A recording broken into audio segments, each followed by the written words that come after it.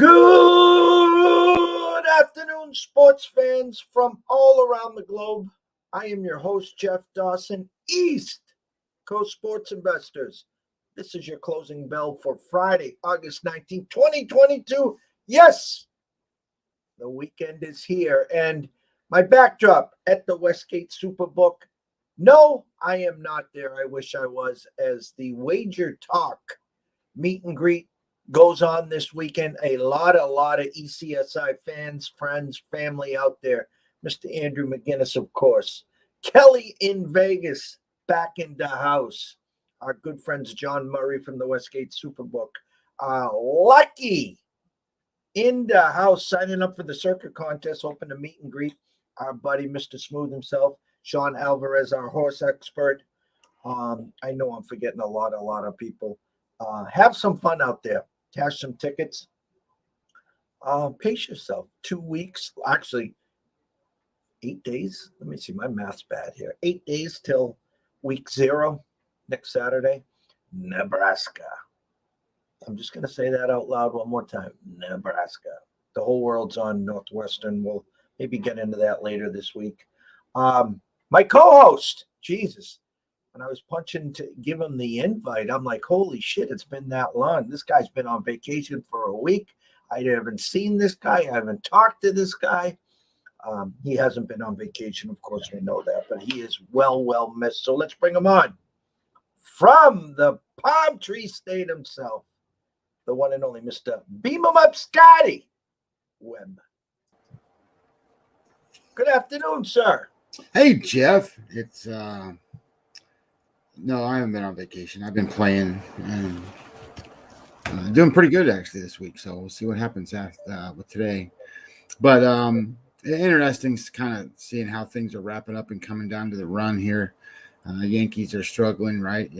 But yeah, and the Dodgers are killing everybody. So, but what does that mean for September, right? So I look at it a little different maybe than some. Yeah, I think some teams are peaking too soon. And I don't really think the Yankees are in trouble. So, I think if you look back at this Yankee problem, and I don't mean to dwell on the Yankees here, maybe we go a different direction, but this all started when Giancarlo Stanton said, "Hey, my calf muscle hurts. I'm not going to play again." And now they can't protect Judge, and they can't get the lineup hit, and they can't get things going the way they need to do. I mean, the Yankees rank. I think they're almost dead last. No, they're 28th. They're 28th in baseball in the last 7 days in offense. The Yankees.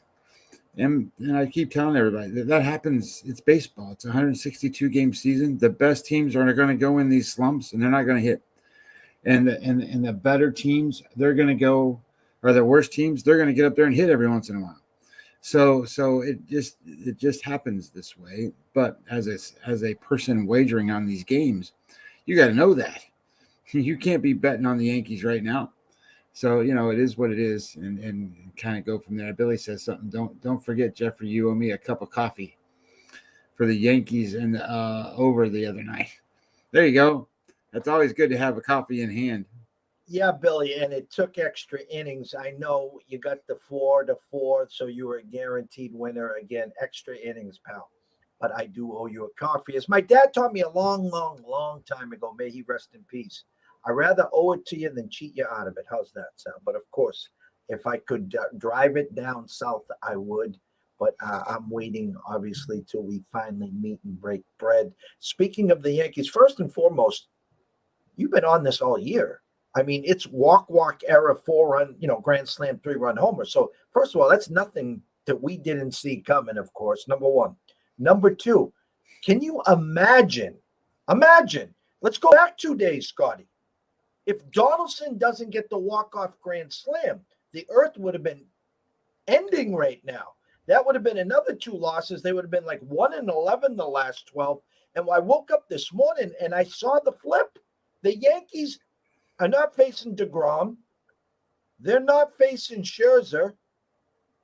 And they're home dogs tonight to Gosman, who sucked last start because we had him.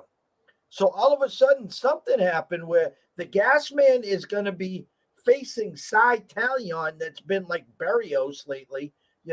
If you can't score more than 2 runs against Berrios, I'd be nervous right now. Yeah, I mean, I think that I think that's true, right? I mean, I think when you talk about the Yankees, they've scored. The Yankees have scored 16 runs. There are Kansas City Royals and the Colorado Rockies are only teams worse than the Yankees this week in scoring. So, but in the big picture, it's a blip in the radar screen. It just is.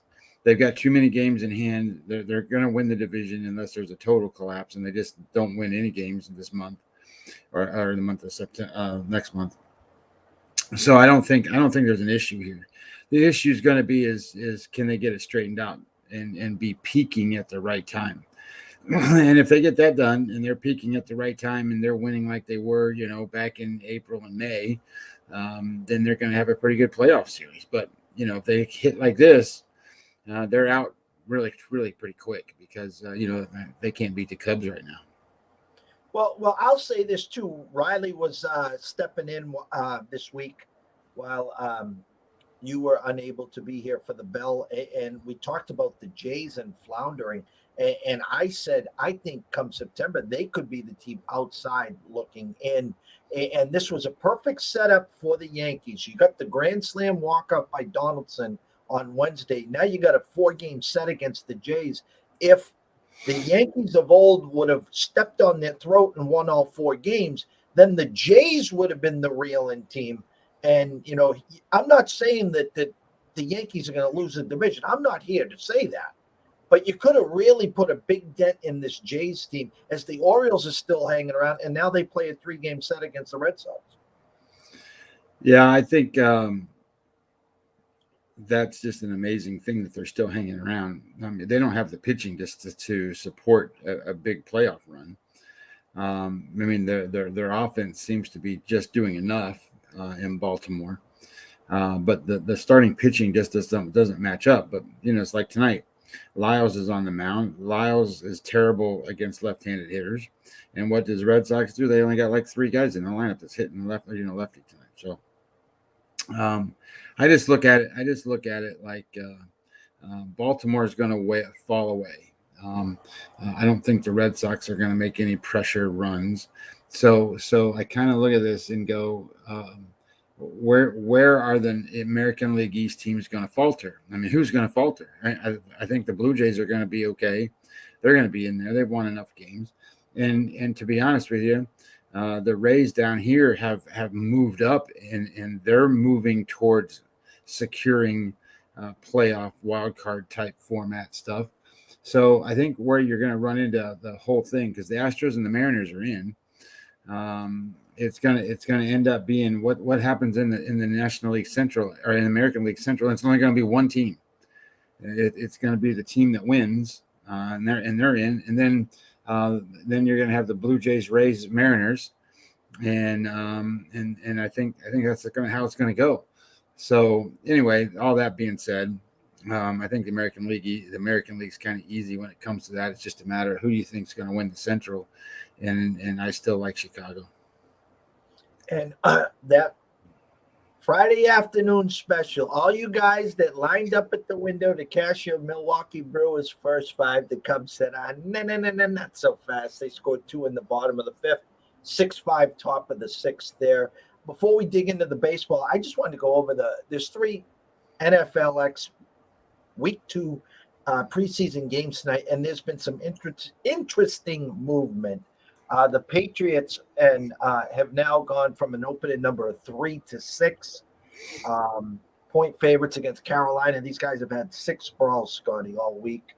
It's ugly out there right now, so it'd be interesting to see how both teams play, in an actual scrimmage game there. That was number 1. Number 2, the Rams, the world champion Rams, opened up 1.5 point favorites. Now the Texans are 2.5 point favorites there. And then the Packers versus the Saints. Depends on where you shop. Green Bay opened up 3-point favorites. I can get them right now at Circa at 2.5. Also at DraftKings 2.5, and at WinBet 2.5. I'm not going to spend a lot of time on them. I don't know if you have any interest in any of those 3. Well, I looked at some of this stuff, and that Houston game with the Rams, the philosophy basically is okay. McVay is not playing nobody. He's not playing anybody that can possibly get hurt that can hurt them, even rotation players. So it's one thing not to play a starter, but it's another thing not to play a guy that rotation in on the line and stuff like that. He's not doing it. He doesn't want him to get hurt. So, so theoretically, you've got the ones and the best players that Houston can put out there against the best next 35 players for the Rams. So that's why I think you saw the line flip there. And people are back in Houston. Now the problem with my mind with that is that Houston's number ones might not even be as good as the next 35 players for the Rams. So I'm not going to support that line move. I'm not going to play the game. I'm not interested in the game. And I certainly think that Mills will be throwing the ball all over the place for Houston because they got to know what they got. That kid he's only, started last year and they only the back half of the season. And I think he had some good spots and some bad spots. So, this is a good test for him. They used to play 4 games. Now they're 3 games. I think this is the dress rehearsal game for some of these teams. And I think that's why you see the Carolina-New England game being where it's at. Bill doesn't like to lose these games. And I know that he doesn't really care whether he does or not. But the point being, his numbers reflect the idea that he hasn't lost a couple of preseason games, hasn't lost 2 in a row in like 5-6 years, something like that. So I can understand why people are going on New England, but I would also tell you that there's a thought process in Carolina that Baker Mayfield's already won the job, but they got a better quarterback rotation with those 3 guys than what New England does. So it's a matter of what they're going to do and what it looks like in the second half, and then you got New Orleans and Green Bay. And I know that Rodgers, I haven't seen it for sure, but he's not playing tonight. So now you got Love going to play a lot of the game, and he had 3 interceptions or something like that in the first game. So they really want to test what he can do. And New Orleans, I think, is a dress rehearsal for them to a certain degree because they haven't done a whole lot with their number ones, and those number ones can be very, very good.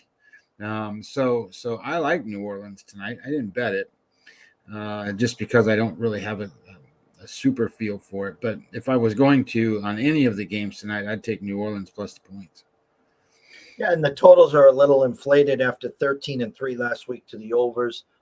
You got 39 to 38.5.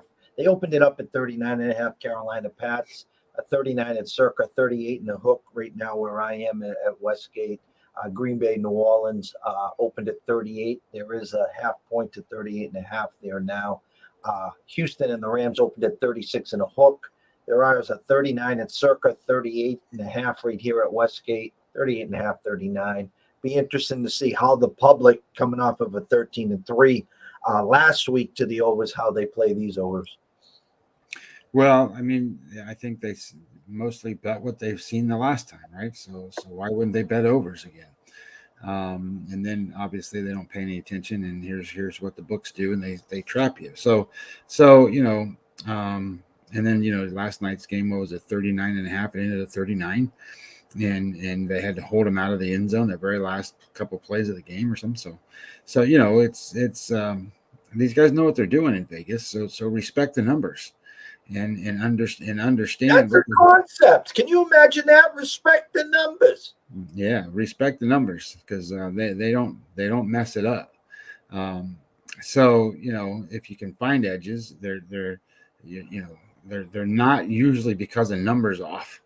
But that's what quote the sharps do, right? The sharps run their own numbers. I run my own numbers, and you sit there and you go, okay, well that number's off. Okay, well, bullshit. There's a reason for it to be where it's at, and if you have your number, you better know why. And just put it this way: you better know why your number's better than theirs, because if you really believe your number's better than theirs, you ought to be working for them. It's so funny you say that. I usually used to have a house full here on Sundays, fantasy football games. we get the direct TV package last year for that too. Thank God. No more direct TV. Adios. See you. Wouldn't want to be you. So the 1 o'clock games are done. The 4 o'clock games are done, or finishing up in income next week's lines. So my best buddy, Scott, the accountant, goes, all right, Jeff, gives me the game. I give him the number and I give him the over under, after I had wrote them all down. And I'm usually half point either which way, total I might be off a point here and there.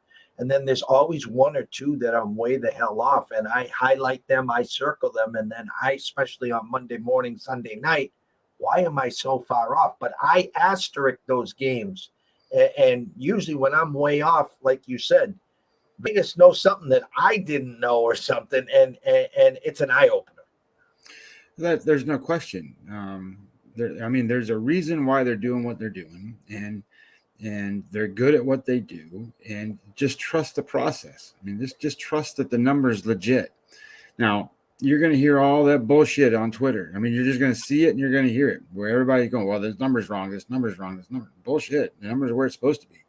And the reason I say it that way is because you don't know the purpose of why the number's there. You just assume you know the purpose of why the number's there. So without getting into, a whole bunch of craziness here, there's a reason why, a team opens at a certain number with the expected movement on the game that they already predict. So they already understand where they think the number will end. And that's what they're trying to do when they put the opening number out there. So anyway, point being is that don't get carried away, and don't always listen to these sharp guys, right? So the sharp guys come out and say, oh, I just made this bet on Monday because of this number and that number and this number. And I got this CLV number that's, it's just fascinating. It's the greatest number in the world. Okay, well, you don't win because your CLV is good. You win because you covered your goddamn bet. So CLV is, I'll just put it this way. If you make more CLV positive bets, you're going to be in a pretty good spot. But having said that guarantees you absolutely 100% nothing. No, and we always get the picture of our buddy, Mr. Sharapan, with the CLV trash can. can. And the funny thing about this is you get the elite, the so-called experts that are allowed to bet at circa at 12 a.m. or 1 p.m. while we're getting ready for kickoff on Sunday. They're already playing the following week's college games. So when they release their sheet of games that they already got, Notre Dame -4.5, and then they open it up at Notre Dame -6.5, goes to 7 immediately. Those are numbers that we can't get. So you are spot on 100%. You can take that CLV can and you know what with it, because a lot of the times there are numbers that you and I are not privy to. We see them on our spreadsheets when they come out. If I made a quick phone call out to Jeffrey Benson at Circa, or I reached out to John Murray at Westgate, unfortunately, I am right now on Cape Cod, Massachusetts. Yes, we passed, but we're not live and running. And by the way, congrats, by the way. Good potential that you could be up and running real soon. That's for another show. But it looks like the congressman, state, senate, whatever, have finally seen the light, and they might try to do something there. But no, you're right. So we'll get into football, obviously, next week. We got week 0. And I did say that team Nebraska, by the way. Just I'm leaving it right there for now. So aren't their colors red and white or something? They're red and white. I got my Pedro Martinez shirt on. If you go to my timeline, I'm doing lawn angels out in the backyard there. So we're getting ready for fall as we speak. Brewers 7-6 now. Lead. That's probably last at bat. Whoever's leading will probably end up not winning. How's that sound? So hoping for a Devin Williams save, though. I will say that. So the board is yours, my brother. All right. Well, we'll just start with, I guess, I put them in order based off of the way they're listed by timeline, not necessarily by order of sequential number, game number. So anyway, my first game that I'm going to look at is Boston and Baltimore today. When I handicapped the number, my number was Baltimore minus 112. I think the number the last time I saw it was Baltimore minus 107. So I don't think there's a lot of value in the number. I think the number is where it's supposed to be. That said, when you start to flip it over, I think you're going to find that there is some value in Boston in a sense of Crawford's on the mound. His game score for the season's a 54. It means he's a little bit above average. Actually, he's better than average pitcher. Over his last 7 starts, his game score 55. Now, he hasn't faced Baltimore, so he doesn't have a lot going here. But and Baltimore's throwing Lyles today, and Lyles, his game score for the season's a 47, so he's a below average pitcher. He's made all his starts. He's been a workhorse for them to a certain degree. But the numbers metric-wise, Sierra's a 4.51 for Crawford, 4.89 for Lyles, so it's pretty similar. But where they differ and where things kind of fall apart is that Lyles puts guys on base. He's got a 3.67 walk rate. Crawford's got a walk rate of only 2.51. Batting average against is good for Crawford. It's a .216. Whip rate's 1.05. So that's no base runners, so to speak. And Lyles has a 279 batting average and a 156 whip rate. So when it comes down to sort of where the teams are, you've got a better pitcher in Boston going for them. The problem is that Boston ranks 26th in offense right now. So I think you got a better pitcher in Boston. I think that their bullpen's kind of turned things around here the last 14 days, so their bullpen's been pretty decent. But then when you look at Baltimore, Baltimore's offense is only 23rd. So, your advantages are slim.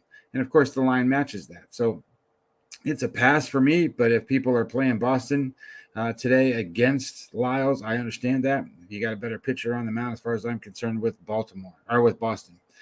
This next one, Cincinnati-Pittsburgh, was an interesting game because it was one of my last scratches that I made. So this is sort of a lean, if you want to call it that. This is Ashcraft against Wilson. Now, first thing you got to understand is one of the things that I do that I think is important is you want to look at not wins and losses by a pitcher, but when the pitcher pitches, what's his team's wins and losses?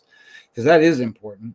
And it's important because he keeps them in the game to win them, or he doesn't keep them in the game and they lose them. And when you look at what Ashcraft has done, he's pitched 15 games.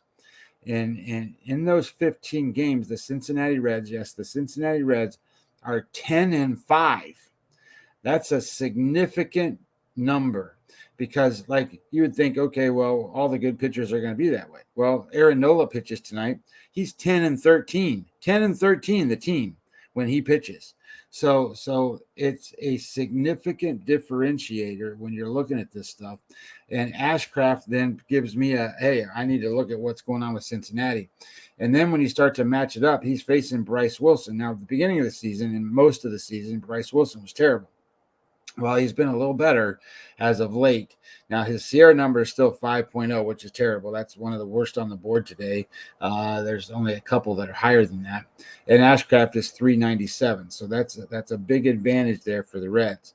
But when you start to break down the walks, the strikeouts, they're about the same. When you start then to look at the whip rate, one's a 1.26 for Ashcraft, which is a little high, and 1.20 for Wilson, which is average. And I know that's really close numbers. So there's no real significant edge there. So what I kind of looked at too was where are these guys in expected weighted on base percentage, because that can be a significant issue. And they're both right about the average, which is 315 and 304. So there's no edges there. But the ISO power numbers against Wilson are pretty significant, which gives the Reds an advantage here. And when I was originally looking at the team total on the Cincinnati Reds is at some places 3.5, shaded over minus 140. And where I play, which is Bookmaker because I'm online, it's 4, and it was minus 136. And I'm like, well, that's too high of a number to pay. But I think the Reds are going to score at least 4 runs tonight. So if you can get them at minus the team total over 3.5, that would be something that I would seriously consider. The next game, even though it's a great game, it's Bassett and Nola, and I don't have this game lined the way the books do. So let's just say that. It's minus, last time I saw 118 for Philadelphia with Nola. My number is New York Mets minus 104. So I have it more of a pick'em game, even though minus 118 is not a significant advantage. But if you're going to play a plus 108, for example, when you think you should be minus 104, that changes things a little bit and gives you an edge for the Mets. So that's number one. Number two, Nola just pitched a game score 82. So that was a significantly high score. That's a significantly great game that he pitched. His season number is a game score 63, which is an ace. That's what he is. His last seven's a 63, very consistent. So he's been rock solid. But I think what most people don't realize, and I've talked about this pitcher most of the season, is that Bassett, his game score for the season is a 57, so slightly off from what an ace is. He's pitched three times against the Phillies so far this year. His game score against the Phillies is a 64. All right. I'm sorry, 62.3. And Nola's pitched 4 times against the Mets, and his is a game score 63 too. They match up almost identical across the board. So if you look at XFIP and Sierra, it's 315, 329 versus 318, 324. I mean, almost virtually identical numbers. Last 30 xwOBA 247, 278. Bassett being better, but anything under 300 is really good. That means they're not getting on base. Strikeouts 9.6 versus 8.1 per 9 innings. So they're not allowing guys on base. This is going to be a game where you have to either go and say Nola off of a game score 82 is in a regression ripe spot, and which is what I believe. And I think that you have a slight advantage with New York Mets. Now, having said that, I don't think the advantage is big enough to sit there and go, it's better than certain other plays. So I didn't play it. But my lean here is going to be that the New York Mets handle business against Philadelphia tonight as a small dog. Now, Toronto is playing the Yankees again. And you know, Toronto came into this series with a weak offense. Yankees are a weak offense. And then really these are probably one of the two better pitchers on the team. Gausman game off a game score 31. Anytime a guy that's supposed to be an ace has a bad score like that, you're going to consider a bounce back. And his game score for the last 7's a 52, and for the season's a 56. So he's been above average. He hasn't been an ace, but he's been above average. And he did pitch against the Yankees so far one time, game score 64. Tyon has seen Toronto 3 times, and in those 3 times, his game score for the season against them is a 57. So he's been pretty good too. Or his game score for the season's a 52, and his last 7, those are 47. And he's off a game score 58. So I would tell you that I would think that there's going to be some regression on Tyon tonight and some progression on Gausman. So that leaves me to say, okay, Gausman and Toronto probably should be the favorite. They are the favorite, and that leaves it alone for me because that means the line's kind of where it's supposed to be, and things are the way it is. Unless you want to go further and go and say, okay, well, Gausman's a 2.7 Sierra number versus Tyon at 4.25. That's a big, significant advantage. But the offense, even though that the Yankees are 28th, Toronto is only 24th. So there's not a significant edge on the offense. So if Tyon happens to buck the regression trend here and pitch well, then it's going to come down to, okay, who battles into the bullpen. And I can't tell you that answer because I think that's where the Yankees have been failing too, is their bullpen's been bad. And all it takes is, a walk and a home run for the Yankees. So I left it alone. I don't think it's a strong enough play, but I do understand why Toronto is the favorite, and I agree with Toronto being the favorite. Sandoval and Detroit. This is a pitching matchup that is kind of interesting in a sense that when I just looking at names, I would have gone and said, okay, Sandoval should win this game without a problem. But I think what most people don't realize is that Sandoval, over his last 7 starts, is a game score 47.9. That's not good. That's below average. That's terrible.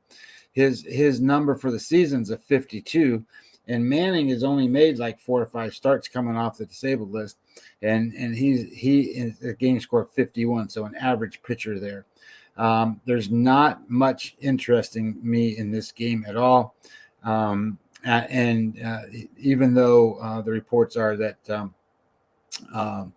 center fielder there is going to be playing for the Angels tonight, Mike Trout. So he's back and will be playing. The next game is kind of interesting, a good pitching matchup. I don't think people realize how good Singer is. Singer and McClanahan. Singer is a game score 50 over his last 7. He got dinged up the last time out a little bit, but he can pitch. His Sierra number is a 2.89, and McClanahan's is 4.05. So these are 2 really good pitchers.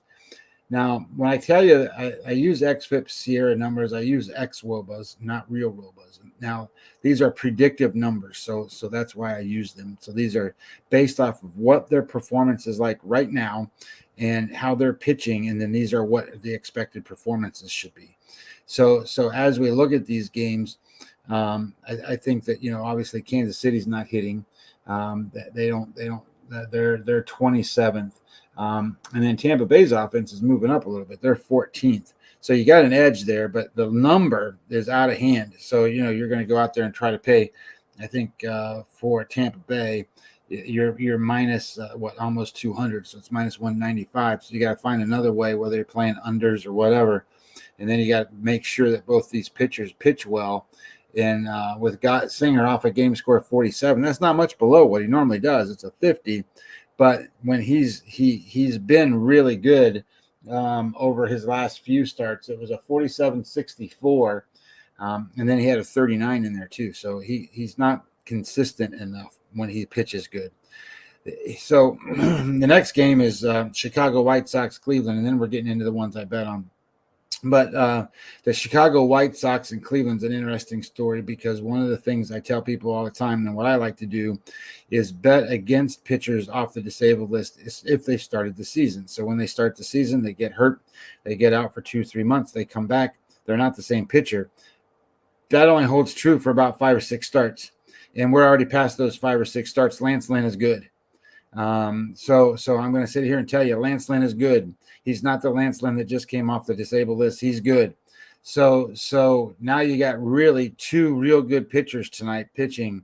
And then you've got the number 4 offense in Cleveland and the number 5 offense in the White Sox. So where's the edge? I can't find it. I can't find it enough to sit here and tell you to wager one side or the other. My number on the game is much higher for Cleveland, and that's because statistically the Steamer and Zips, they don't like Lynn yet. And I know Lynn's better than what they're projecting right this second. So I would tell you that this game is lined the way it's supposed to be. And then when you start to break them down and you kind of look at them, neither one of these pitchers have had great success against each other, meaning that Lance Lynn's a 46.5 game score against the Guardians, and 46 for McKenzie so far this season. So you just kind of look at this and you go, okay, well, where are they at? Well, both these guys can pitch, both teams can hit.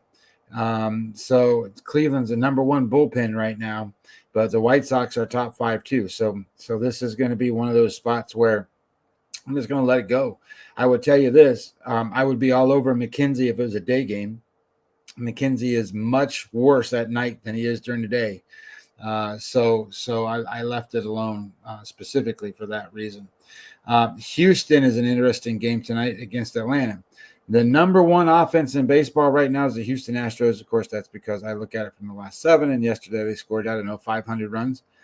And they're playing the Atlanta Braves, who are the number 2 offense, and that's a very strong statement. especially after they come off a series with the Mets. So that means a lot. So that's significantly important here.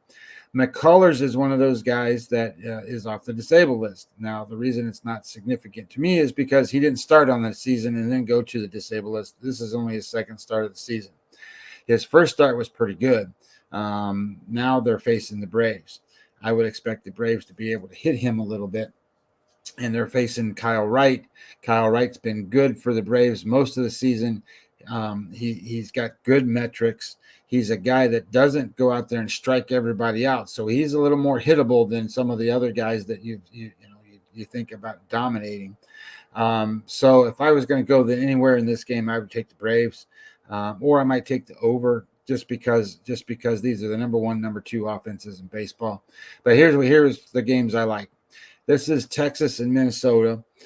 This is Perez against Bundy. And I played this game. I'll just tell you how I played it first, and then we'll go from there. I played this game, the Texas Rangers, in the first 5 innings, plus a half a run, minus 130. Now, you can play it plus 111, plus 115, whatever, on the money line if you'd like to. But I played it this way, where I'm getting a half a run. Bundy is off a game score 64. For the season, he's at 47. So that's immediate regression for Bundy. So I'm not expecting Bundy to be a good pitcher today. He's a 4.47, 4.66 xFIP, both red. And when I say red, that means they're in the bottom third of Major League Baseball. He's got a 364 xWOBA number, which is red. So that means guys are getting on base, guys are getting hits. His strikeout rate, 7.5, that's in the red. His fly ball rate is 51%. Anything over 40% is bad. Fly balls create dangerous at-bats and create problems for the pitchers because you can get doubles, triples, extra base hits. You can get power ratings up. So I don't like that for Bundy. And then his batting average against is 250, red. And when you look at his ground ball rate, it's only 25%. Again, not good. So I look at that and I'm all over the idea that two things. One, the Texas Rangers have the ability offensively to take advantage of a pitcher like that because they are the number 7 offense in baseball right now. So they can take advantage of a guy who's not a big strikeout guy who relies on contact, and his contact isn't so good currently. So then that brings into Perez, right? So Perez is the pitcher for Texas, and Perez is 16-7 in 23 team starts. That's his record, 16-7. So when he goes out and pitches, they win 2/3 of their games. So I'm going to sit here and tell you that this is a pretty good matchup for him. But when it gets out of the starters, I don't know what's going to happen. So I didn't want to play the bullpens. So Perez is off of a game score 55, but that's below average for him. His average is 58. His xFIP number 3.92, which is in his average, 4.34 Sierra number average. But his batting average against 193, his whip rate 1.23, his ground ball rate 51%, and he's been very unlucky. Okay, so what does that mean? That means that batted balls in play are 0.51 on the batting average, higher than the batting average that it is, meaning that balls have been hit to holes versus balls being hit to players. And, that all should be right around the same number. And when one is significantly higher than the other, it just indicates, okay, well, you can't control where every ball's hit. So here we go with the idea that two things. One, balls should be hit more to fielders, and two, he's a much more in control pitcher than what Bundy is in controlling the contact that comes off the bat. Plus, his strikeout rate is much higher than I thought it was going to be. It's 8.71, which is actually green. So he does strike out guys. So I like Texas tonight. I like Texas because Perez is the better pitcher, and their offense is ranked 7th Minnesota's offense, by the way, is ranked 10th. So there is an edge in terms of the offense for Texas, not by much, but you got a much better pitcher advantage. So I kept it in the first 5 innings. The second game that I played is San Francisco, Colorado. This is Wood against Urena. This is a significantly better pitcher against a terrible pitcher. So Urena's made 8 starts for Colorado. In those starts, Colorado's 1-7. So that's not very good. Urena is a 5.32 on the Sierra number, 4.82 xFIP, obviously red, one of the worst numbers on the board today. And then when you start to look at his WOBA number, ex-WOBA number, it's 413. 413 is the worst on the board today. So then you flip it and you look at Wood. Wood's 269, one of the best on the board today. So you got a guy that controls offense against a guy that's a gas house. So I like the idea that San Francisco is going to put up some numbers. I like the idea that they're going to hit Urena. Wood's a 9.21 strikeout rate, so he's in the green. Urena doesn't strike out guys, 5.5. Plus he walks guys. He's a 4.81. So think about that. Batting average against is 310 and a 1.81 whip rate. So they hit him. He puts guys on base. He doesn't strike guys out. So there's lots of contact. This is all Giants. There's no way to think about it otherwise. It's all Giants. However, when I looked at how to bet it, I didn't want to go full game run line because it was like minus 170 or something. It wasn't quite that high. So what I did was I looked at it and said, there's significant edge with Wood on the mound. First 5 minus a half a run. That's how I played it at minus 119. And so the reason that I didn't go full game is Wood's off a game score 63 for the season. He's a game score 52, which is slightly above average. For his last 7, he's been really good. Game score 58. So he's due for a regression spot. So I expect him to get hit just a little. And last time against the Pirates, they had that same problem. He pitched right up to the end of the 6th inning, and then the 6th inning got hit a little bit. So I'm hoping that happens again, that the first 5 innings he's dynamite, and then he gets kind of scruffed up after 6 or 7. Colorado is the number 30 offense in all of baseball right now. That means they're the worst. So I like the idea that we have a significant offensive edge because the Giants are number 12. So give me the Giants' best offense, best pitcher, and it's not even close against Colorado, and just find a way to play it. The next several games, I'll be quick because I didn't play them, but Espino and Snell, this is, I think, minus 340 or 350 for San Diego. And of course, San Diego with Darvish being minus 300, favorites lost yesterday. Snell's pitching like the old Snell. He's pitching like the great Snell that was a Tampa Bay Ray. So I would expect him to pitch well again, but that line's too high, too much. Gonzalez is pitching against Irvin tonight. I don't want anything to do with the Oakland A's. I don't want anything to do with the Seattle Mariners, especially with the worst pitcher they got. So I don't want that game. Michaelis, we did pretty well to be supporting him off of a bad start. He was a winner for us. But tonight I'm kind of conflicted because I think Henry – hey, Social DGen, how you doing, brother? I think Henry for Arizona is a pitcher that's probably better than what his numbers show, and I'm just going to stay off of that game. And then I don't know how you play Miami and the Dodgers because Luzardo's pitching. Luzardo's been pretty decent. Anderson's pitching, who's been great. And I'm just going to stay away from that one. So there you go. Great job as always. You missed deeply. From the eye test and from your analysis. Big shout out to SoCal DGen. Have a day, have a weekend, my brother. The fun time of the year is coming. So every day is the fun time of the year anyway. So as we speak, bottom of the 7th, Cubs now up 8-7. I told you seesaw battle there. Eye test, Scotty. Mets, Phillies.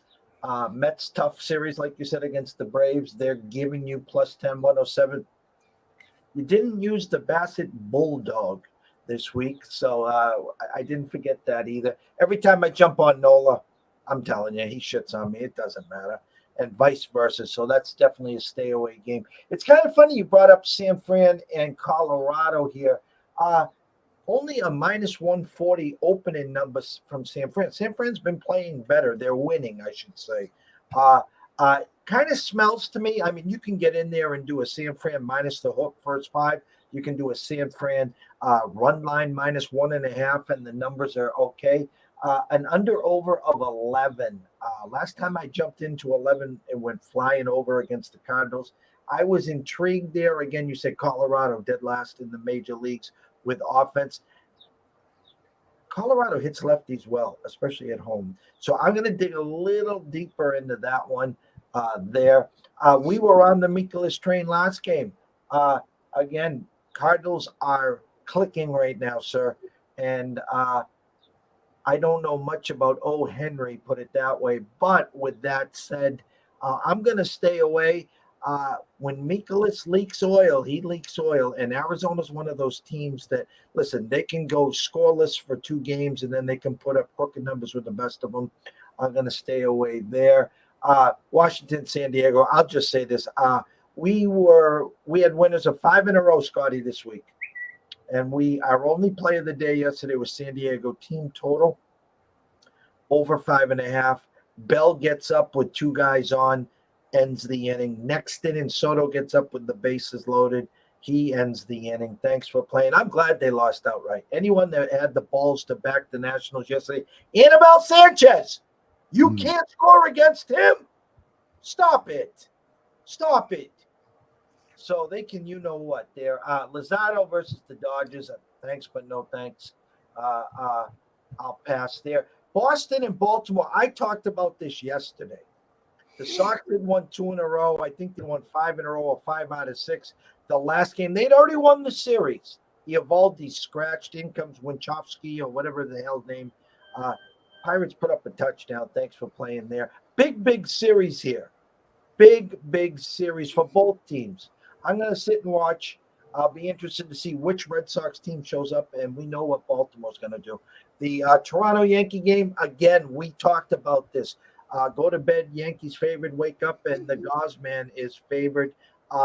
Maybe this lights a fire under the Yankees' ass. They suck right now, period, end of discussion. Gaussman got us good. I expect a better start from him. I don't know what you're going to get from Talion, and I have no idea what you're getting from that offense. See what happens when you trade Gallo? You traded the piece. Dodgers haven't blinked. Actually, he's got more homers than Yankees do since the trade. More after that one. Next one, Singer. Lights out. He shut. Last Sunday, I didn't release it, but that one smelt to me to whole heaven. Singer against the Dodgers in the sweep. Singer pitches a shutout. Number here against McClanahan. If I'm not, correct me if I'm wrong. McClanahan, he had a hiccup one of the 2 last starts. I don't know if it was the last one or the one before. It's the one before. The last start was a game score 53 and a 56 and then a 34. So it's not the McClanahan we're accustomed to. In comes Singer. After the last start, he probably lays an egg. I'm staying far away. I know the public's in McClanahan first 5. McClanahan run line minus a run and a half. God bless you. A 6 and a hook. 6 and a hook there. Good luck there. This one intrigues me. And again, you didn't use the word Sticks.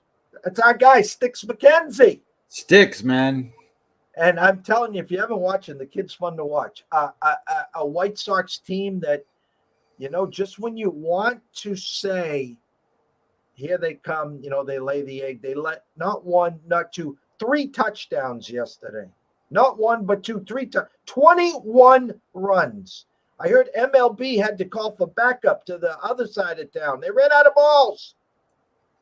I'm telling you, but I'm going to tell you this. This one stinks to me, guys.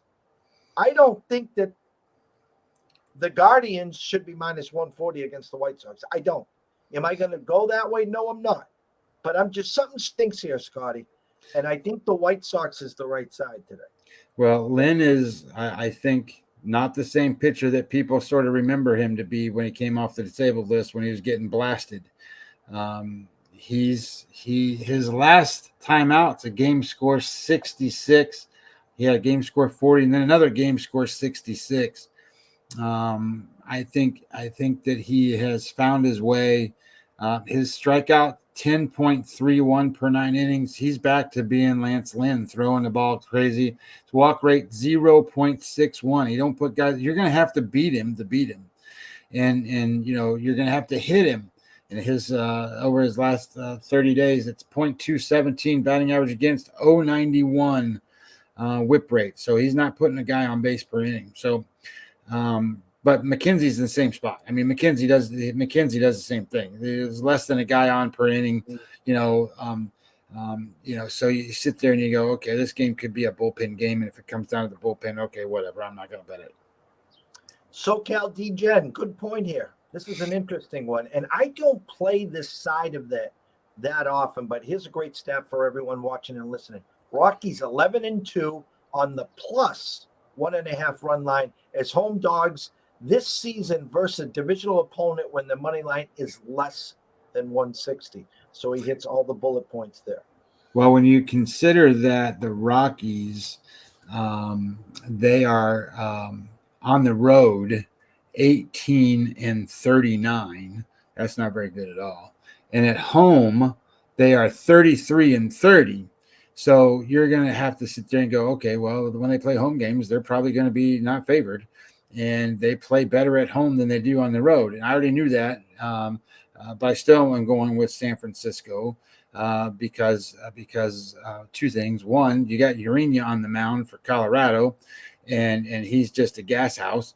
And number two, when you think about what offense looks like, and Colorado is number 30, I'm okay with and I didn't play it the full game. I just played the first 5, and I'm just looking at, okay, I'm going to cover half. I only got to win by, I got to be ahead 1-0, but those numbers that he's putting up there make a lot of sense, in a sense that, when you look at a team that is terrible on the road, like the Rockies are, they're going to get disrespected at home. And if they have a winning record at home, those numbers are going to be exactly like what you see he just posted. Texas, Minnesota, from the eye test again. Are we getting Dylan Bundy or Al Bundy, first of all? Second of all, an overnight number of 131. An actual number right now, 130 at Jazz, 135 at South Point, 133 right here at the Westgate. Again, I know Perez. Hey, listen, the kid was Cy Perez for the first half of the year. Few hiccups here and there. Back to Cy Perez. This Texas offense. I was on him yesterday. Yes, they fired the manager. They fired the general manager. They're just looking. Listen, when you spend $500 million here, you got to get some kind of results. Now, listen, I can't wait for next year because hopefully the two kids are going to be ready, right? Rocker and Leiter Jr. I don't know if they'll be ready to start the year, but they could be assets maybe the second half of the year, or are we pushing the envelope too early on those two? Those guys were the best pitchers in college baseball. So if they can pitch, then they can move up. Now, my understanding is, and I can probably look real fast and see what this says here. Where's the Rangers? Up, there they are. And then if I go I'm looking at roster resource for a second, because I should be able to see these pitchers. I don't think he's up there yet.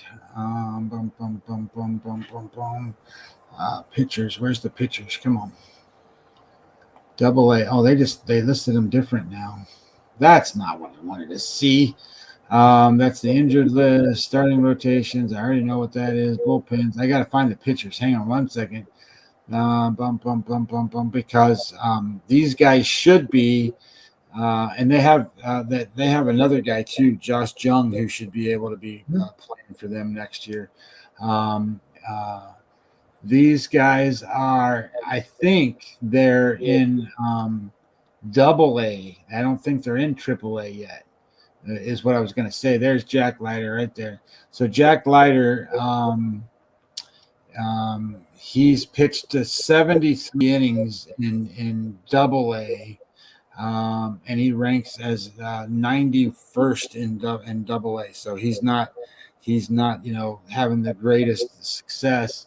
And Rocker's not even that far up yet because they just got him, and he might be still. I don't know if he's still hurt or not, but I think that these guys are late season next year away from being there. Is what it appears like. But Jung should be there. I mean, he ought to be right there. He's like their best prospect right now.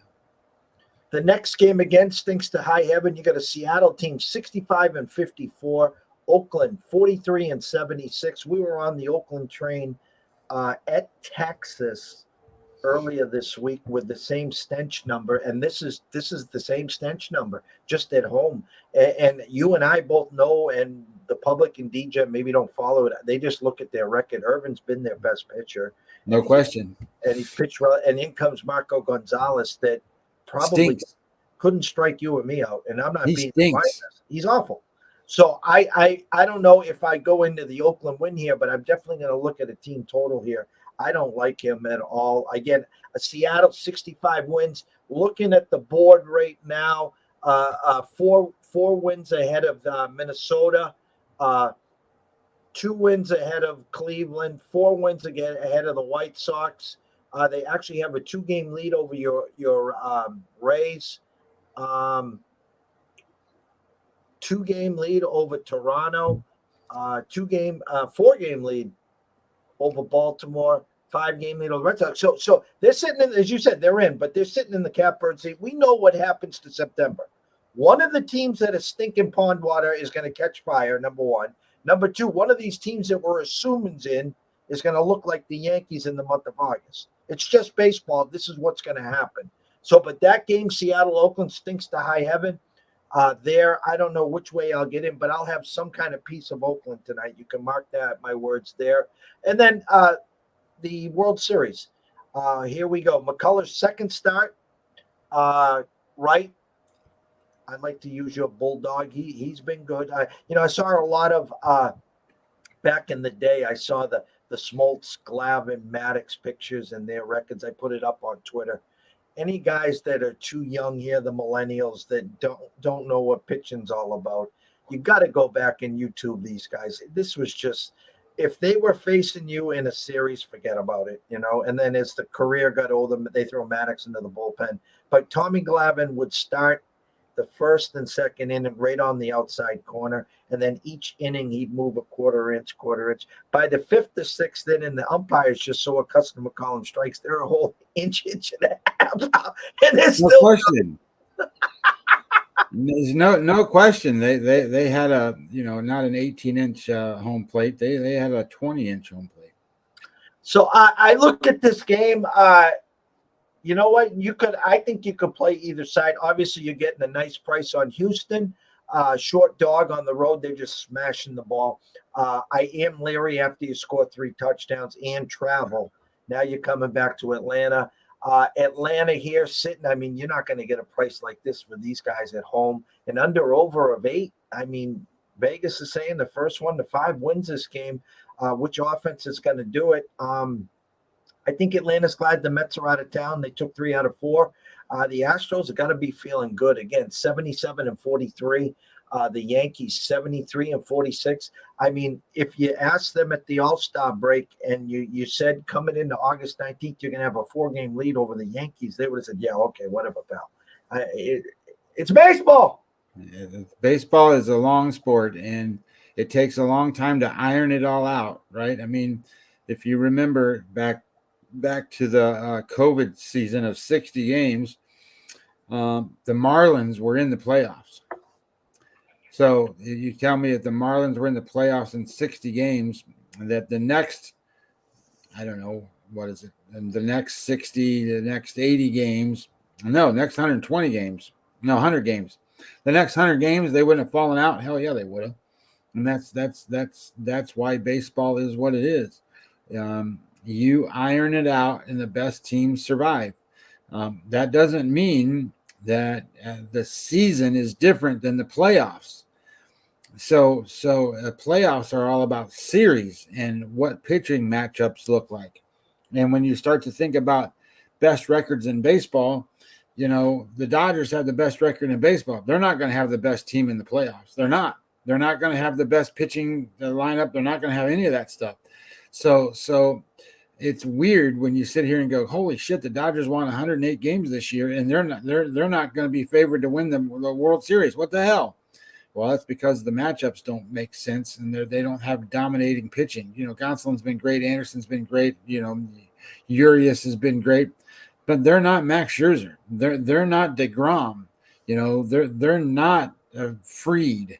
They're not these guys that are the best pitchers in baseball. They're not. They're top notch, but they're not the best pitchers in baseball. So in a series, they can get beat, and in a series, you're out. So that's kind of the way baseball works. And I'm smiling because I'm thinking of the Dodgers. And okay. You know who they match up good against? And I'm just laughing because I would laugh my ass off because we've talked about this team all year. This was our sneaky team. Remember when I came back from Vegas in March, they were still punching tickets. Who was going to win that Central? Oh, they're giving money away. Well, we've been talking about the Cardinals the whole time. Now, again, They don't have the pitching. I know that. They do now. I'm just telling you, something? Ask the Dodgers in a must-win situation if they want to face Wainwright, by the way. Just ask them. Well, I can tell you Montgomery's been just dynamite since he's been over there, and so's Quintana. And I know, and looking statistically at what they throw up on Fangraphs and what they throw up in other places, statistically, those two guys are theoretically right there, top notch. They got projected WAR numbers over 3, all those pitchers, over 3, all of them, and that just lines them up to be the team to beat as far as I'm concerned. So it's going to be interesting. Again, Scotty, great to have you back. I'm old here. I got amnesia. You're available tomorrow or Sunday? Sunday. I'll be here Sunday. Okay. Closing thoughts. Closing thoughts are preseason game 2 has not a lot of interest to me right now. Preseason game 1, I thought there was some value in certain things. I haven't really played preseason game 2. I probably won't play a whole lot of preseason game 3. I'll watch for a lot of different reasons to watch, but I'll be mostly betting baseball for the rest of until college football starts. And then as we go, we'll have the college football mixed in here with the baseball stuff. I'll slow the breakdowns down on all the games so that we can get more breakdowns on the football and stuff like that as we go. So that, if I'm not, unless somebody asks something specific, we can just do the games that I bet on or whatever, or games you want me to do. So I don't go over the whole board because that takes long. But the point being is, I do that work every day. So, guys, if you have those kind of questions and you want to know about what I'm looking at or what I see or why I do what I do, just ask. I'm not always right, but at the same time, the numbers are pretty good sometimes. But going forward, I think playoffs are a different season. Prepare for that to be a different season. Look at it differently because they don't. It's a game of series, not and a game of matchup specifically with pitchers and bullpens and where things go. So best, and you can certainly say it, the better pitching wins. It's not about offense anymore. It's about offense all season. But when you get to the playoffs, good pitching really controls that good offense.